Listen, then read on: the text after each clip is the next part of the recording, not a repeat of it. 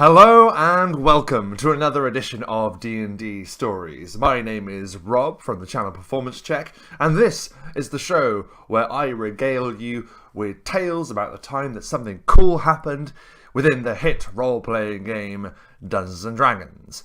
Last time, Theodrex, the Ranger of Hemlon, and Valdane, the mysterious wandering sorcerer, had been bidden by Theodrex's old order of rangers, from which he had been exiled, to send word to the King of Ireland, who reigns from his throne in the great city of Agistel, to send word that an insidious plot by an infernal threat has risen within the land.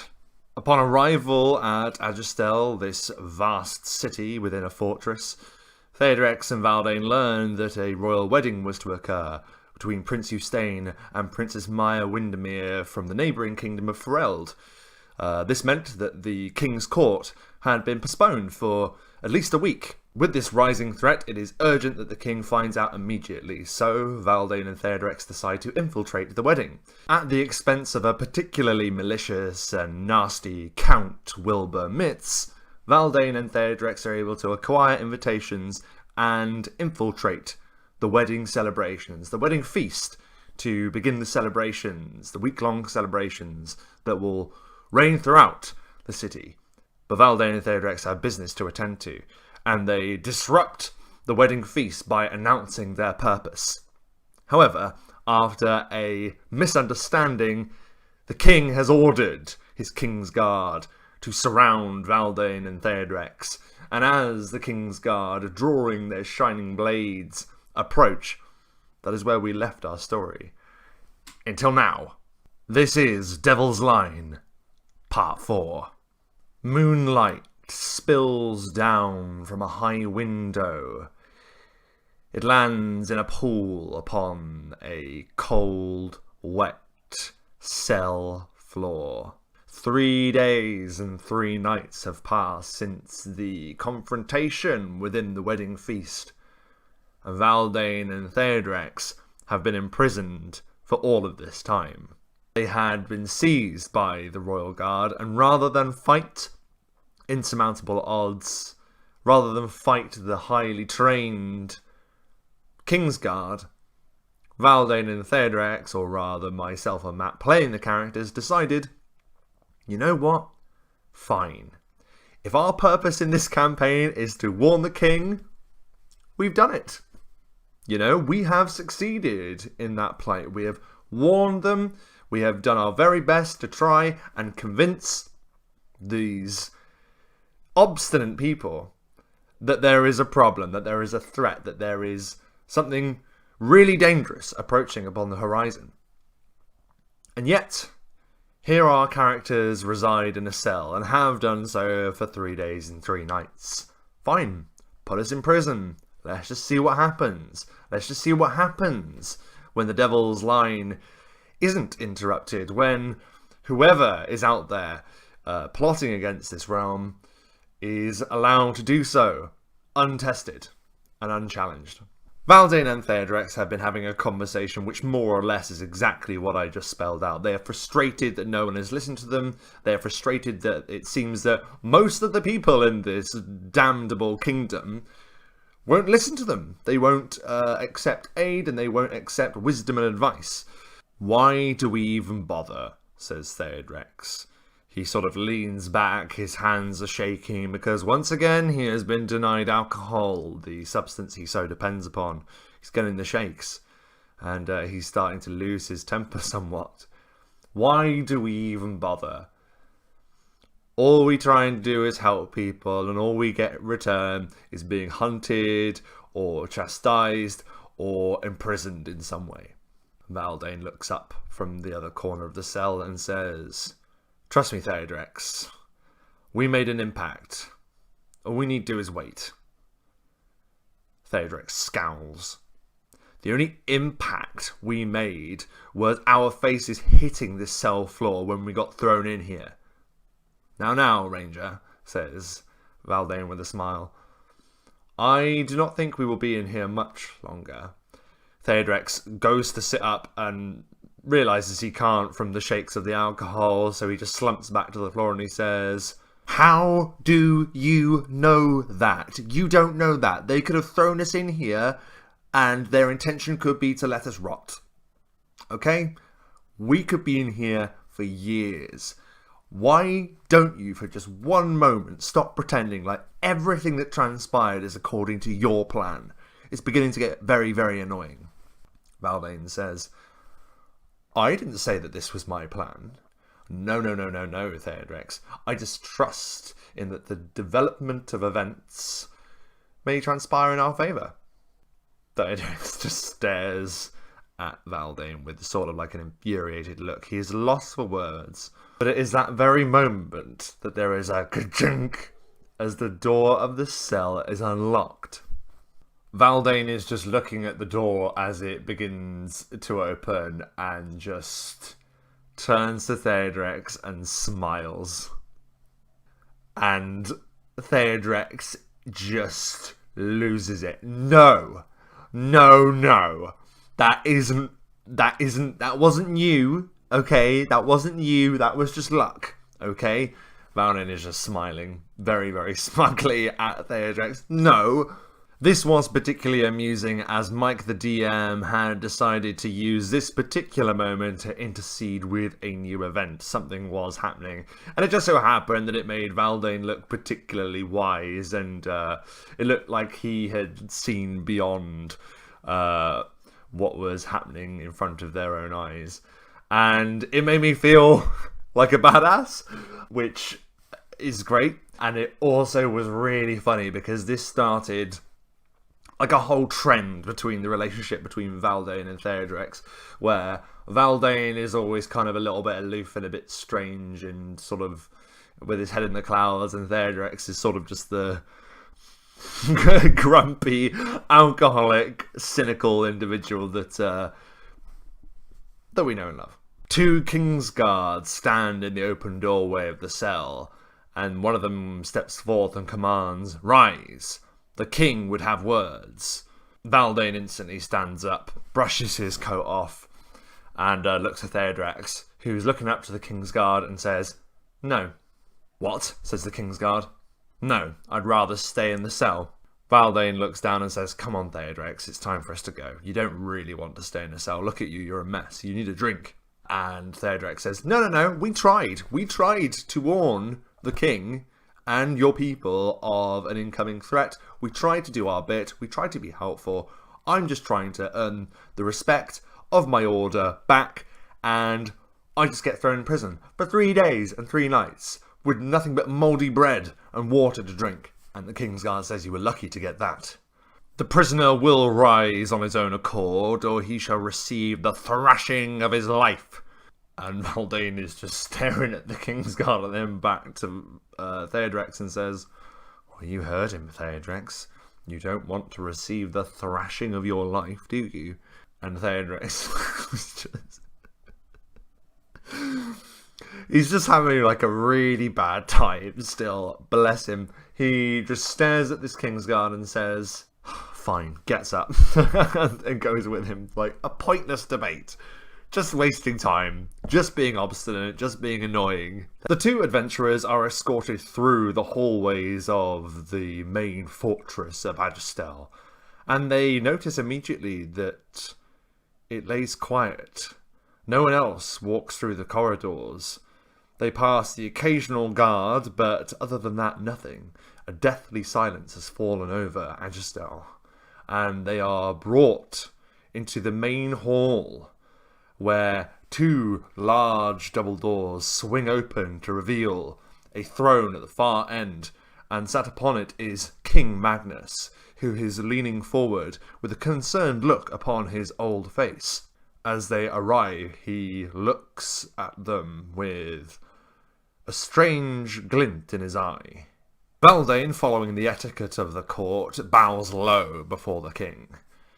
Theodrex, however, does not. The king raises an eyebrow and says, "You will remember your place, Ranger. The people of Hemlon are sworn to me."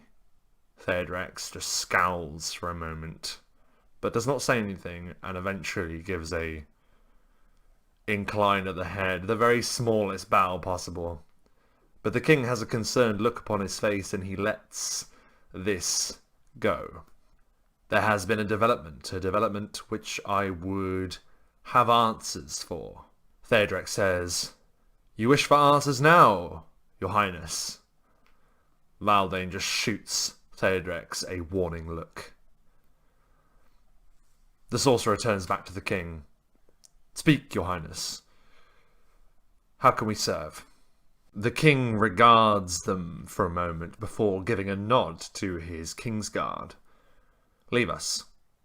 The leader of the Kingsguard, or assumingly the leader of the Kingsguard, looks to the king with a "Are you sure?" kind of look. "Leave us," the king repeats. The Kingsguard, all of them, bow low and leave. Now it is just the three of them within this tall and grand chamber. The king stands and walks to a window. He looks out upon his kingdom.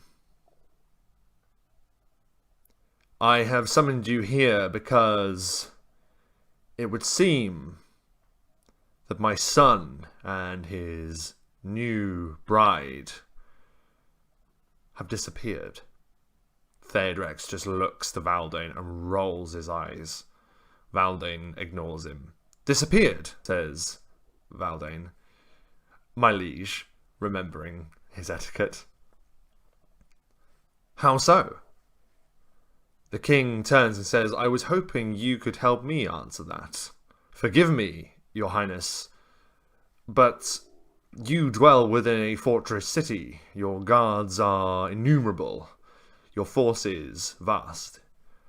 How could it be that one of the most guarded individuals of this entire kingdom could leave this place without your knowing about it?" And the king says, "I have had my court mages assess the bedroom where Prince Eustaine and his wife slept. There appears to be traces of conjuration magic. I am told this is a telltale sign of some kind of teleportation." Valdane nods. "I'm afraid, your highness, that such a power is beyond me at this point." He smiles. "But if such a spell or magical ability had been used within your halls, the transportation could only reach a certain distance, depending on how powerful the user is." The king says, "I am told that the traces of magic are indeed potent. My court mages have been able to determine a rough location to which this teleport has been guided to. However, I am reluctant to involve them further." Valdane frowns and looks at Theodrex, and Theodrex continues the line of questioning. "Why, your highness, would you be reluctant? Surely if your son and his wife is missing, then speed is of the utmost importance. Forgive us, your highness, but I'm curious, why are you telling us this?" The king looks down, and then up to them again, and says, "I would not have those that serve me understand the full nature of what has occurred here." Valdane, sensing a secret, his ears pricking up slightly, takes a step forward. "Speak, your highness. Haste, as Theodrex states, is of the utmost importance." The king hesitates for a moment, but then he leans forward towards them and says, "When you so rudely introduced yourselves in the wedding feast, you spoke of this devil's line, you spoke of an infernal threat. It is something that I have long feared shall interrupt my reign here in Ireland." "Why?" says Valdane. 600 years ago, the king says, one of my ancestors made a deal with the devil, that would ensure that our line, my bloodline, would reign for 600 years. But when that time is done, the devils will rise from the 9 circles and take their claim upon this land. But why keep this a secret, Theodrex insists. Why keep this a secret? Surely with all of the forces under your command, rising of reavers led by a few devils should be no trouble at all. The king looks wearily to TheWriter and says, "My people serve me faithfully. They serve me faithfully because they understand that it is my heritage, my bloodline, my right to rule is unquestionable. If they are to discover that all that has been built here within the last 600 years was at the whim, at the pact of some infernal creature, my rule will unravel." "Forgive me, your highness," says Valdane, "but I'm struggling to understand why you're telling us this. You had us cast into prison. You would not hear of our words." "I understood your words clearly," says the king. "As I mentioned, I did not want that to be public knowledge.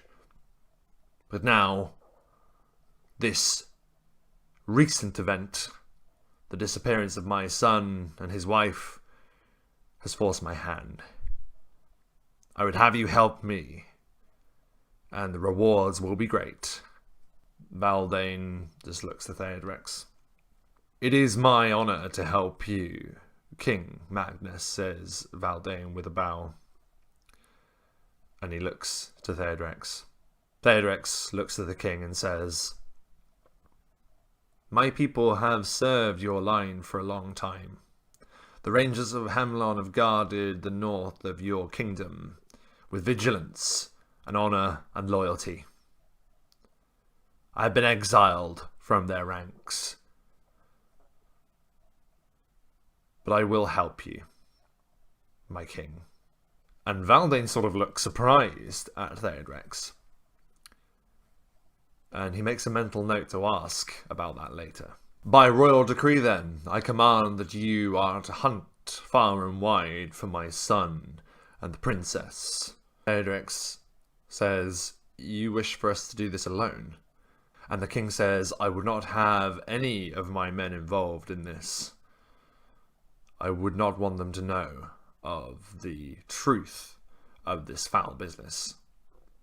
TheWriter drops all etiquette and decorum and says, "With all due respect, your highness, your son is missing, and he is missing perhaps because you suspect some involvement with this infernal threat that we have tried to warn you about on many occasions.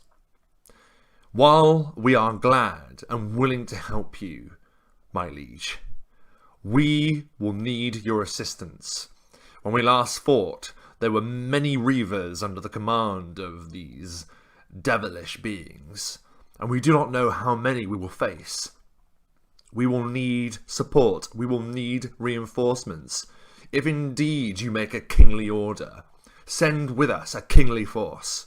The king just stares at TheWriter and sees the logic as TheWriter rolls a diplomacy roll, which isn't his highest thing, but he does it. Mike asks for it. It makes sense. It's entirely logical. Sometimes when you're playing in Dungeons and Dragons campaigns, you do wonder, well, if we're being sent by people with power to achieve these goals that they want to achieve as well, why would they not send a force with them? And the king looks to the ranger and says, "Agreed. However, I will only send a strike force of men that I trust solely. We shall have to ride, and ride fast. You shall be given steeds."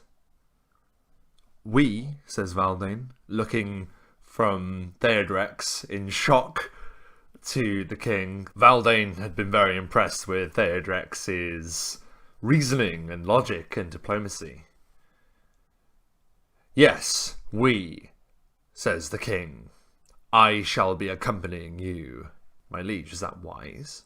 says Valdane. "It could lead you open to attack." "We are under attack already," says the king. "And I would not have it said that when my son is taken from me, that I was not the first to ride out in search of him."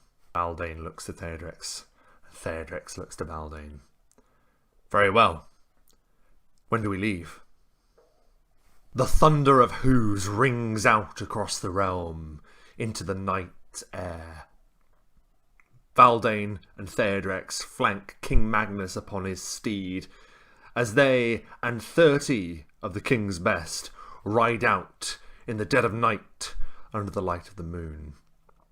Valdane casts light upon his staff, and I'd like you to imagine this royal retinue galloping across the land in darkness. They gallop southwest to the position where the court mages had determined the teleport had taken the prince and princess. And when they arrive, Valdane dismounts and crouches down upon the floor, casting Detect Magic. And indeed, Conjuration Magic is rich within this area. There's sort of an ion taste in the air where something has been displaced. Something has arrived. Theodrex slips from the saddle and goes into ranger mode. He scans the area with his keen eyes, and with a survival check is able to tell that this is where something arrived via teleport to meet with a host that then marched at full pace, continuing southeast toward the coast. Theodrex points out the many footprints to the king, who gives a nod and then commands his men to continue with him into the darkness. Valdane looks at Theodrex, troubled. "How many would you say there are?" He gives a hushed whisper to him. Theodrex says, "More than we have." The royal gallop continues across the land. Naught but the stars and the light of the moon to guide them. Theodrex is at the front, following the tracks that he keenly observes. And then, into the distance, they see a tower reaching up into the sky that balances precariously upon the coast. Theodrex rears his steed and waits for the rest to catch up with him. Valdane stops by his side, as does the king. "That place there," says Theodrex. "What is it?" The king says, "That is the Lighthouse. The Lighthouse of Talon Rock." And at those words, there is a gleam of light that erupts from the top of this tower. This vast crystal is set into the top of this glass dome. Atop it. And the king says, "But it has not been lit for 100 years. Valdane frowns and looks to the king and says, "Why?" And the king shrugs. Because Mike didn't know. It was just like a throwaway line. "It's not been lit for 100 years. Why? Dunno." "Is this the place?" commands the king. "Is this the place where they have been led?" And Theodrex sort of looks into the distance and squints his eyes, and he's able to make out something else, and he says, "It would appear that way." Theodrex has spotted, in the darkness, skulking there, are about 50 reavers in black rags and scaly armour. They look terrifying. These tattooed, barbaric individuals are just in a line waiting for this royal procession to arrive. The king looks to his men. "Form up!" The cavalry at his back form into a wedge. The king at the front.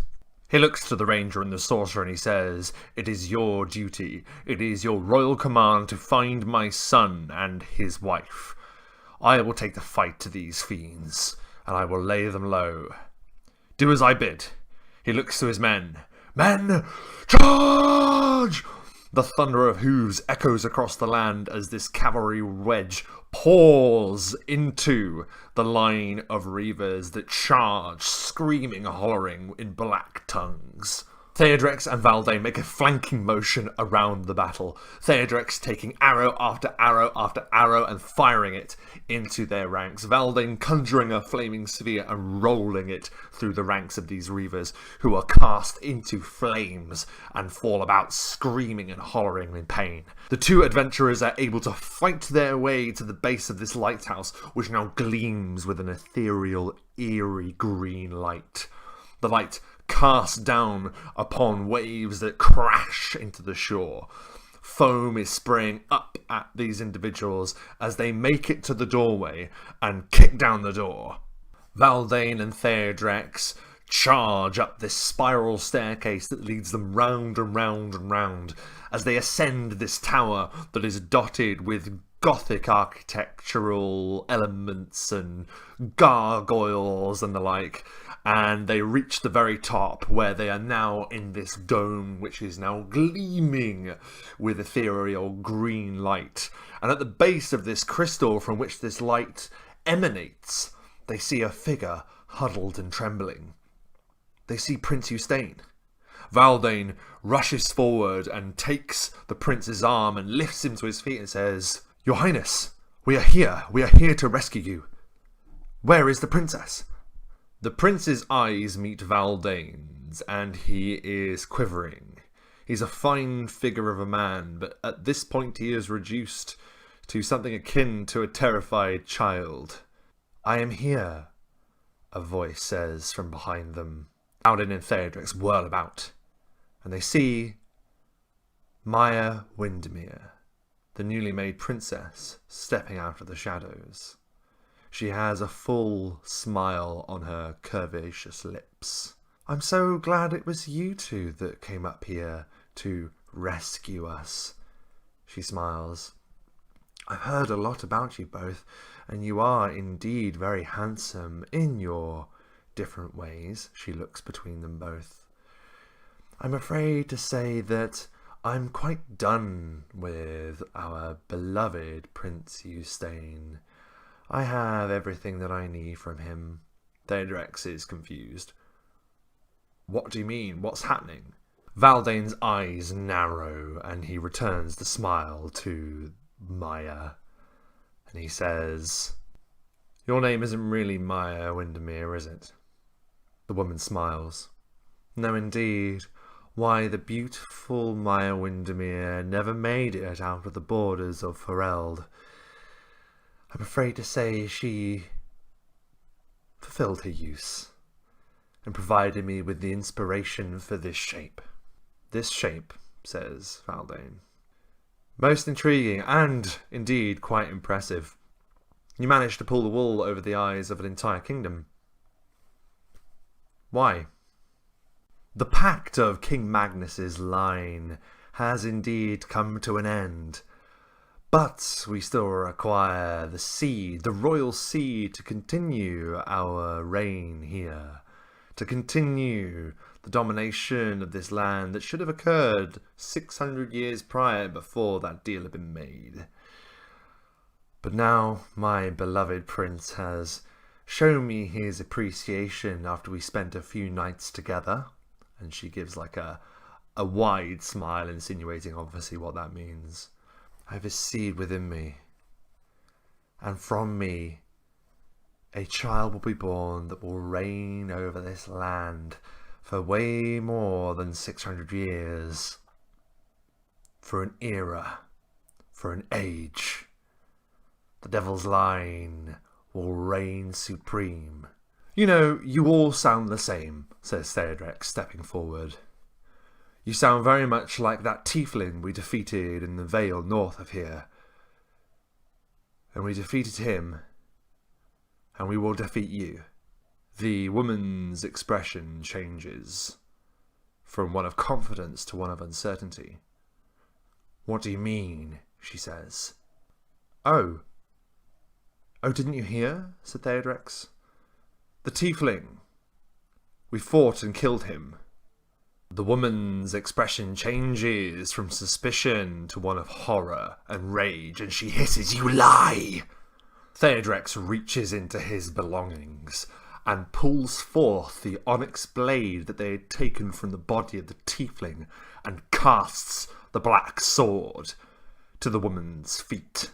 She looks down, tears welling in her eyes, and then she looks to them and says,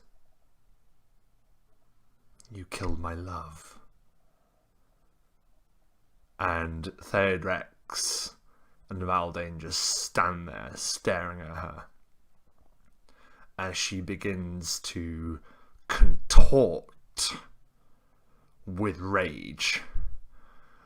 No more do they see just a normal, beautiful humanoid woman. They see her true form, wings sprouting from her back and horns growing from her head. The succubus screams at them. "You will pay for this transgression. You will pay for taking my love from me."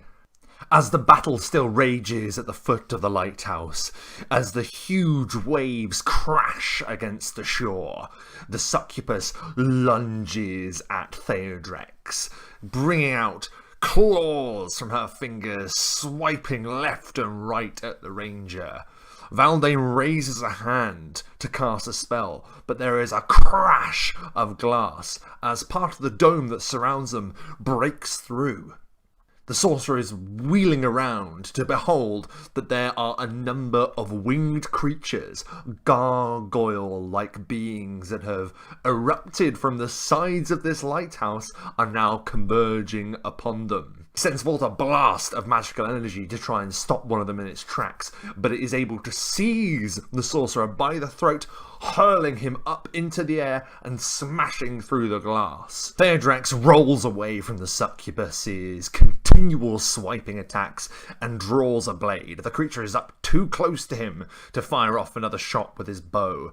He is able to parry once, twice with his sword, wheeling it about in front of him in a flourish to try and stop this vile creature from connecting. It sweeps back its wings and it lands next to that onyx blade which had been cast to the floor, lifts it up, and the creature hisses, "With my beloved's blade I shall put you into the ground, Ranger."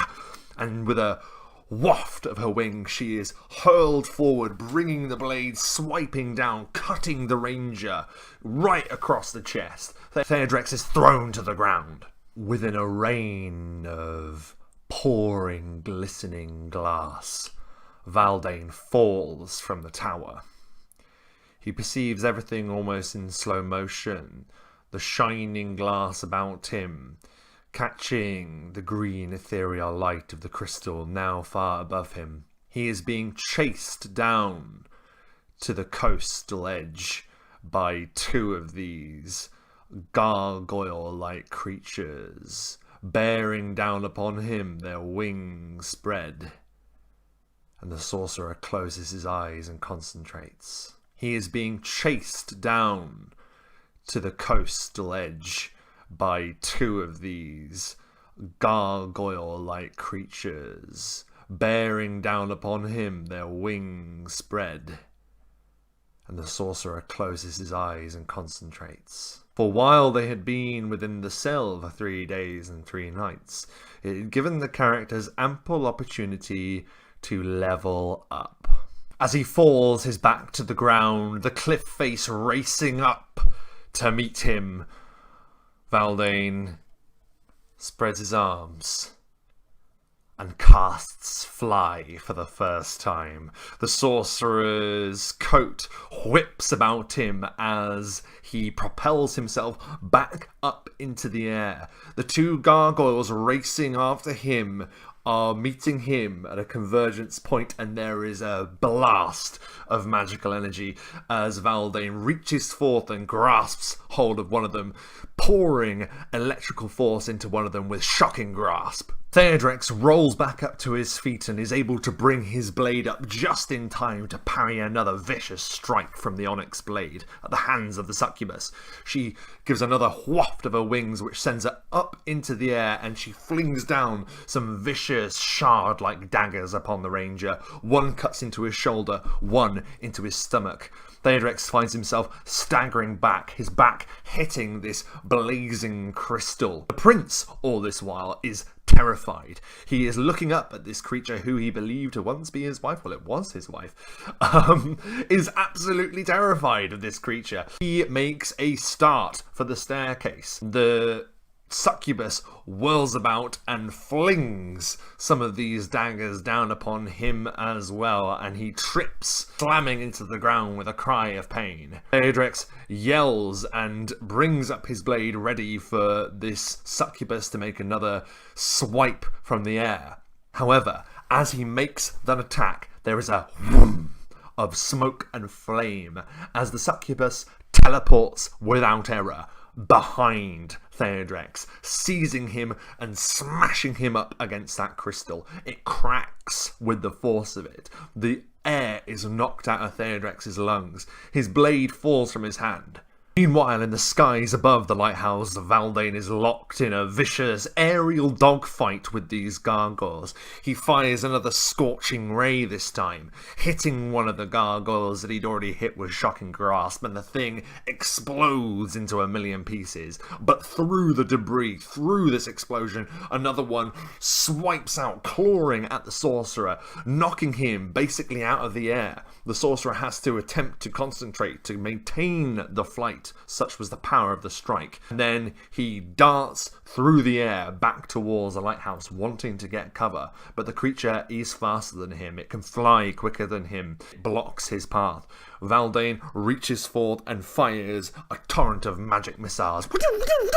It hits once, twice, 3 times, 4 times, and the creature is knocked back into the glass. There is an explosion of glass as this stone-like creature smashes through the top of the lighthouse and then out the other side. Meanwhile, Theodrex feels his feet lift off the ground as the succubus drags him up by the throat up this cracking light crystal. Succubus looks deep into the ranger's eyes as she continues to hold him up by the throat, and she says, "In another life you might have made an appropriate suitor.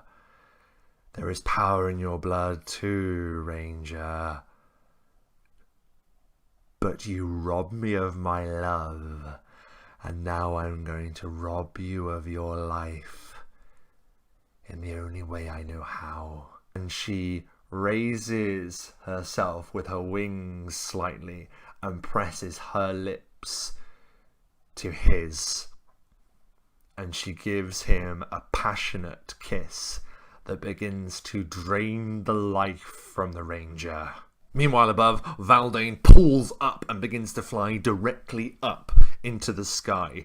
The gargoyle that had smashed through the glass follows him, as does 2 others, 3 of them in a line flying up to meet him. Valdane reaches the apex of the point he needs to be, charging magical energy through him. He reaches into the sky. There is a roll of thunder, and lightning arcs out of the sky, which the sorcerer catches and channels down, Dragon Ball Z style, downwards. There is a blast as the lightning connects once, twice, 3 times with 3 gargoyles, killing 2 of them. There is 1 that remains, charred and broken. It is struggling to remain in the air, but remain it does. Theodrex is barely able to resist the energy drain that the succubus is inflicting upon him.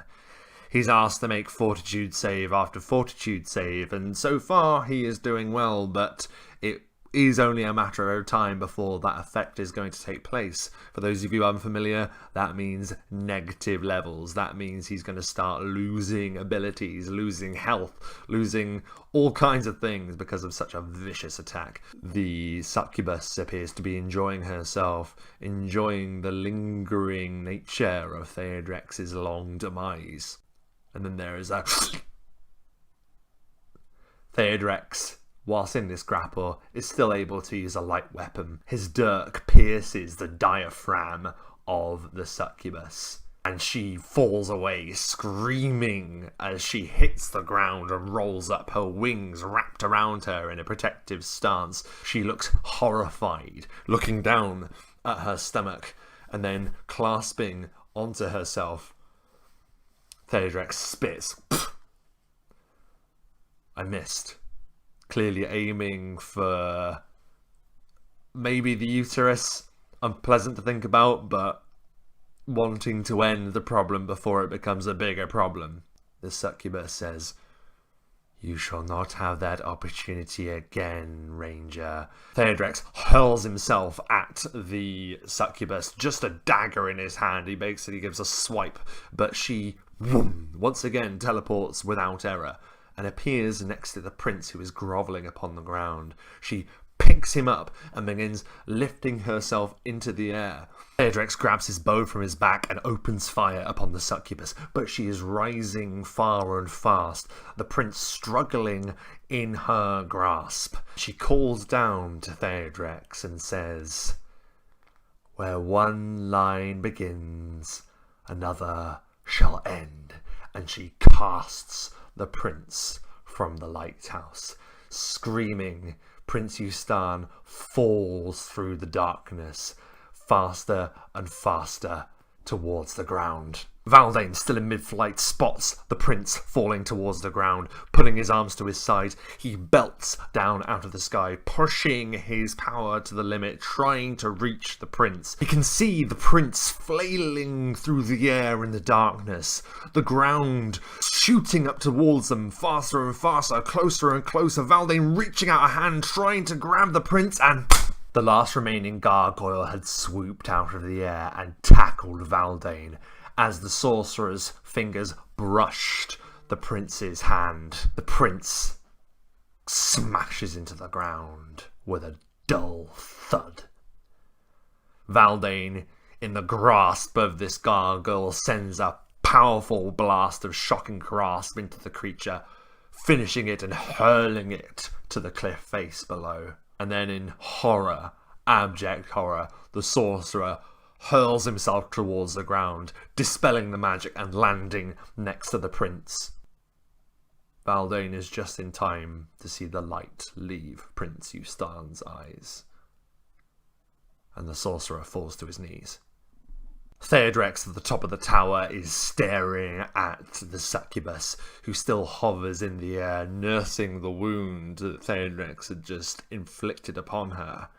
She stares down with hate in her eyes, and then a malicious smile spreads across her face. She smirks. "You cannot stop me, and you cannot stop what I shall birth into this world. Our legacy will be without end, and it begins with me and you." She swirls in the air, fire and shadow eclipsing her, and she is gone.